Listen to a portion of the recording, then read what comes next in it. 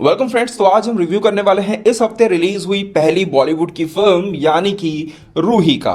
जी हाँ, तो इस फिल्म से लोगों को और थिएटर मालिक को उम्मीदें हैं कि ये जो फिल्म है थिएटर्स जो कि नॉर्थ इंडियन थिएटर्स हैं उन्हें रिवाइव करने में कामयाब होगी। पर सच बताऊं, बहुत बड़ी निराशा हाथ लगने वाली है। इस फिल्म का एक गाना है जिसके लिरिक्स में आता है कि बड़ी कठिन है डगर पनघट की। तो ये जो गाना है हमें फिल्म के अंत में जब फिल्म खत्म हो जाती है तब सुनाया जाता है। अगर इस गाने को फिल्म की शुरुआत में सुना दिया जाता ना तो बहुत अच्छा होता। मतलब क्योंकि एटलीस्ट जो लोग देखने बैठे हैं ना उन्हें एटलीस्ट एक वार्निंग मिल जाए कि आप जो देखने जा रहे हो ना उसे देखने में बहुत बड़ी कठिनाइयां होने वाली हैं। सच बता रहा हूं, जिस तरह से डे वन से इस फिल्म को स्त्री के नाम से प्रमोट कर रहे थे ना, मुझे तभी समझ आ गया था कि फिल्म का जो कंटेंट है कहीं ना कहीं काफी कमजोर होने वाला है। पर फिर भी प्रोमोस और ट्रेलर्स को देख के हम किसी पूरी फिल्म को जज नहीं कर सकते, तो इसलिए हम ज्यादा कुछ बोलना पसंद नहीं करते हैं। पर जो सोचा था वही हुआ है। सच बता रहा हूं, अगर आप इस फिल्म को एज अ स्त्री के makers from the makers of स्त्री सोच के जा रहे हो ना तो उस चीज को दिमाग से निकाल देना। वो मेकर्स ऑफ स्त्री से कुछ होता नहीं है। ये सिर्फ प्रोडक्शन कंपनी का नाम है जिनका writing, direction, screen play, acting कहीं पर भी कुछ हाथ नहीं होता है। वहां पर राज और डीके ने काम किया था जिसके वजह से वो फिल्म एंटरटेनिंग थी।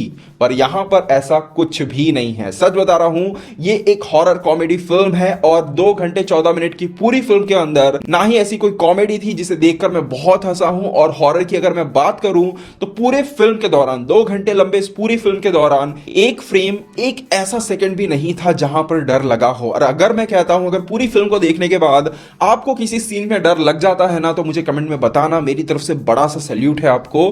अब बात करते हैं फिल्म की। तो फिल्म में ये तो समझ लो कि फिल्म मुझे कैसी लगी है। तो ऐसा नहीं होता है कि फिल्म में सब कुछ खराब होता है, कुछ चीजें होती हैं जो फिल्म में अच्छी होती हैं। तो प्लस पॉइंट की अगर मैं बात करूं तो राजकुमार राव और वरुण शर्मा एक्सपेक्टेड था, अच्छे एक्टर हैं, अच्छी कॉमेडी टाइमिंग रहती है उनकी और इस फिल्म में भी उन्होंने अपने काम को अच्छी तरीके से निभाया है।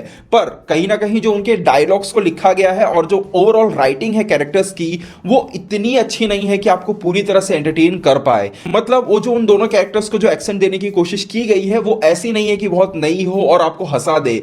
और मेकर्स को समझना चाहिए कि हर वक्त ये जो एक्सेंट है ये हमेशा काम नहीं करता है और हर टाइप की ऑडियंस के लिए काम नहीं करने वाला है। और मेरी मानो मल्टीप्लेक्स ऑडियंस के लिए तो ये जो चीजें हैं ज्यादा काम नहीं करेगी। फिर भी राजकुमार राव ने काफी ऐसे सीन्स हैं जहां पर अपनी कॉमिक टाइमिंग से थोड़ी बहुत हंसाने की कोशिश की है। और पूरी फिल्म के दौरान 4, 5 या 10 मिनट ऐसे होंगे जहां पर आपको ओवरऑल हंसी आ सकती है। इसके अलावा बात करें जानवी कपूर की तो लीड एक्ट्रेस है इस फिल्म की। तो जानवी कपूर की अगर मैं बात करूं तो पूरी फिल्म के दौरान उनका जो मुंह है इतना ही खुलता है, इससे ज्यादा वो बोलती नहीं है। और जब बोलती हैं तो वो चुड़ैल के रूप में होती है, वॉइस मॉड्यूलेशन रहती है जिसे देखकर हंसी आ जाती है। तो इस फिल्म में ओवरऑल कहूं तो उनके लिए काम करने के लिए कुछ था ही नहीं। सच बता रहा हूं, आधी फिल्म में उनका मुंह ढका रहता है, कहीं उनका मुंह छिपा रहता है, कहीं पर मेकअप है तो कहीं पर वो चुप है। तो उनके लिए ओवरऑल उतना काम करने की जरूरत पड़ी ही नहीं है। तो उनके काम को इतना क्रिटिसाइज किया जा नहीं सकता है। तो कह सकते हैं कि उन्होंने अपने काम को ठीक ठाक निभा लिया है। इसके अलावा फिल्म का जो फर्स्ट हाफ है वो तो हद से ज्यादा बोरिंग है। फर्स्ट हाफ तक तो मैं उम्मीद ही छोड़ दिया था।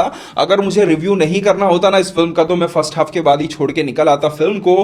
पर फिर भी मैंने फर्स्ट हाफ को झेल लिया। इंटरवल के बाद फिल्म चालू होती है। सेकेंड हाफ के शुरुआती कुछ मिनट हैं जहां पर थोड़ी बहुत कॉमेडी है, हंसी आ जाएगी। उसके बाद ये फिल्म उसी तरह से चलती है और फिर खत्म हो जाती है। फिल्म का एक अच्छा प्लॉट था।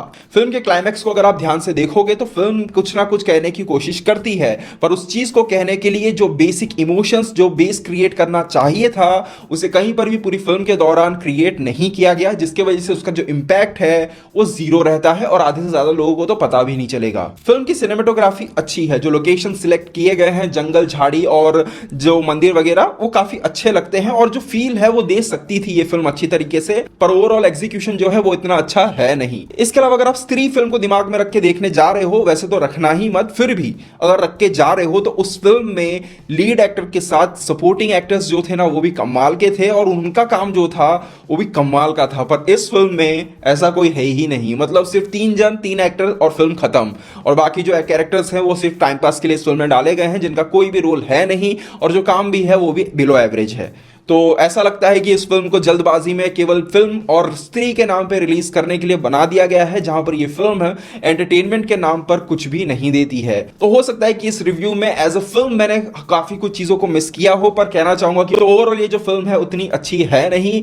डिसअपॉइंटिंग तो नहीं कहूंगा, क्योंकि मुझे इस फिल्म से कुछ उम्मीदें ही नहीं थी। जब उम्मीदें ही नहीं होंगी तो निराशा कैसी होगी। पर अगर एज अ न्यूट्रल ऑडियंस और दिमाग को खाली करके भी इस फिल्म को अगर आप देखने जाते हो तो भी ये फिल्म आपको निराश ही करेगी। पर फिर भी हो सकता है कि आपको फिल्म पसंद आए, और अगर फिल्म पसंद आती है तो आप कमेंट बॉक्स में हमें बता सकते हैं। ये था मेरा ओपिनियन इस फिल्म को लेकर। अगर आपने इस फिल्म को देख लिया तो आपको फिल्म कैसी लगी मुझे कमेंट बॉक्स में जरूर बताइएगा। दोस्तों यहीं तक था आज का हमारा छोटा सा वीडियो। उम्मीद करते हैं वीडियो आपको पसंद आया होगा। वीडियो पसंद, वीडियो को लाइक और शेयर जरूर कीजिएगा। मिलते हैं हमारे अगले वीडियो में, तब तक के लिए बाय बाय, टेक केयर।